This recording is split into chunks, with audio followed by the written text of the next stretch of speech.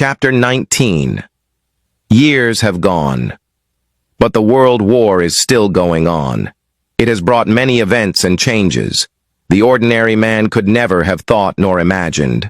More and more unforeseen events are expected if the current state of warfare prevails, without hopes of future peace. Amalans are facing increasing difficulties. Zaquinian forces have become more in number. The Water Army has home advantages over that of Amaland. Zaquinia military is greater in men and materials than the Amaland army. Water Army now includes older men, youths, women, and child soldiers. One land man faces 20 water soldiers in every battlefield. Amalans are not comfortable in climate of a foreign land. Things began to change since last year, when the dry season ended and rain started. The sky was always cloudy and sun did not shine. It became full wet with regular drizzles and heavy rains. Sometimes streams, rivers, and creeks overflowed with water. Wet weather is always not favorable to the Amaland warriors. Waterlogged environment is only natural to the Aquarians. It has become too bad for the land forces. They resisted but broke ranks in most fronts. Since the Amalans left the rock castle of Dequina, Zaquinians have been moving from one victory to another. Desperate battles had begun around Spokisoveso same day. It was liberated after 10 days, during which Mateng was freed.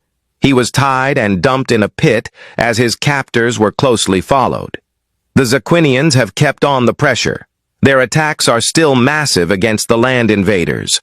The drive is yet growing stronger now the peak of rains still remains. Battles have come back to the northern coast of Dequina mainland, where Amalans are presently in disorganized concentration. Yet the Zaquinian soldiers are not halting but continuing. They are pushing for the worst to come. Rain is still falling day and night. Sometimes it pours heavily without ceasing. The Amalans are having the worst of unfavorable condition. Since 7 days now, the clouds have covered so thick in the sky.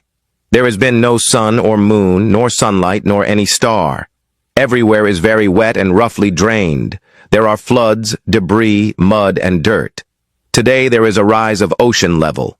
Whiles the sun shines bright over Otino Islands. The landmen are considering a complete withdrawal. Some of their troops can't withstand the rains any longer. Rats and rabbits are more affected, all shivering and covering for cold. Many landmen are falling sick of different epidemic diseases like cholera, pneumonia, and typhoid, and many are dying. Amalans have returned back to the Otino area. They are ready to move across the Great Bridge back to Amaland. Whiles desperate battles are still raging over most of the islands. Titus and military chiefs have already met with King Domagan. First batches of soldiers are beginning to cross homeward. The temporary suspended bridge sways. Risen water level below touches its midway. The gigantic spider-shaped structure hangs on ropes over the seawater. It is getting submerged in wild mid-water which floats it sideways, while rough ocean winds sweep and lift the breaking waves. Pairs of pillars for the permanent bridge could be seen, that stick up heads at equal spaces. Troop of rats are noisily crossing. They are moving in small batches towards Amaland. Majority is on board the shaking bridge, all scrambling, but troops of Zaquinian crocodiles appear out of water attacking. Great alarm breaks among the Amalans, with stampede and confusion. The attackers are hauling themselves against mid-bridge, tearing at it. They are led by sharks and have been long in ambush underwater. Many rats are falling and drowning. Landmen are also trampling on one another. The bridge is heavily shaking with splashing water.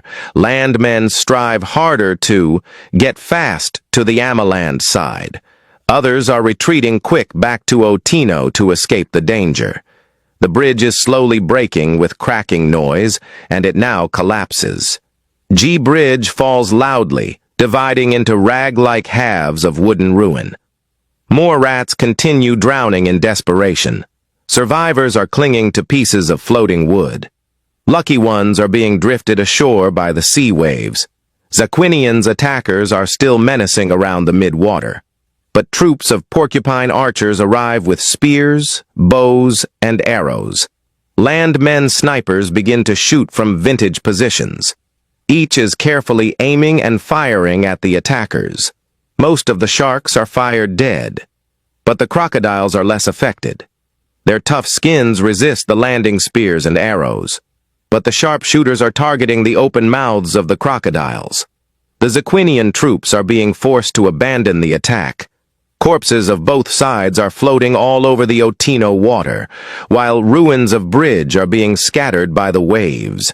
The Aresians are changing side again. Aresia will soon make a declaration of war in support of Zaquinia. If this happens, the Amaland army will easily be destroyed and defeated. Scramble for Amaland territories will start between Zaquinia and Aresia. Amaland will become slave nation, and her wealth will be looted by aliens. Air King will address the nation as voices of youths are calling for action. Mongers are shouting, "Enter war! Enter the war! Enter the war now!"